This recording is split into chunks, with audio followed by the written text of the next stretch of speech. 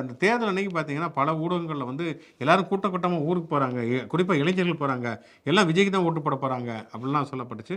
இதெல்லாம் எல்லா தேர்தல்லுமே வந்து போகக்கூடிய கூட்டம் தானே தவிர, புதுசெல்லாம் ஒண்ணும் கிடையாது. நீங்க அந்த தேர்தல் அப்பயும் போய் பார்த்தீங்கன்னா, அப்ப இருக்கக்கூடிய மீடியாவுடைய பதிவுகள், பேப்பரு அதெல்லாம் பார்த்தீங்கன்னா, அப்பயும் வந்து கூட்டமா தான் போயிருப்பாங்க. அதனால அதுல எதுவுமே கிடையாது. அந்த ஆதவ தினம் அன்னைக்கு பார்த்தோம்னா வந்து, பாருங்க வந்து பஸ் எல்லாம் நிப்பாட்டிட்டாங்க. எல்லாமே தாவேகா அது ஊருக்கு போற அத்தனை பேரும் தாவேகாக்கு தான் ஓட்டு போட போறாங்க. அப்படிலாம் சொல்ல முடியாது. சில பேர் ஓட்டே போடாம சும்மா போய் பாட்டிக்கு இழுத்துட்டு கிடக்குதுன்னு சும்மா போய் பார்க்க போற கூட்டம் கூட இருந்திருக்கும்.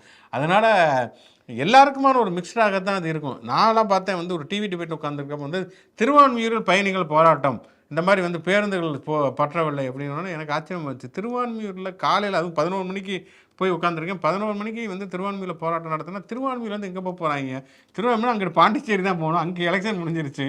இந்த குறைந்தபட்சம் வந்து அந்த டயத்தில் கிளம்புனா விழுப்புரம்லாம் போய் ஓட்டு போட்டால் தான் உண்டு. திருவான்மியூரில் ஏன் போராட்டம் நடந்தது என்னங்கிறது தெரியல. அதனால் வந்து இப்போ இதில் என்னென்னா தாவேக்கா வந்து பெரிய அளவில் வெற்றி பெறலைன்னா இப்போயே காரணம் சொல்ல ஆரம்பிச்சிடலாம். பார்த்துங்க பஸ்ஸை வந்து நிப்பாட்டிட்டாங்க, அதனால தான் தாவேக்கா இது போகலை.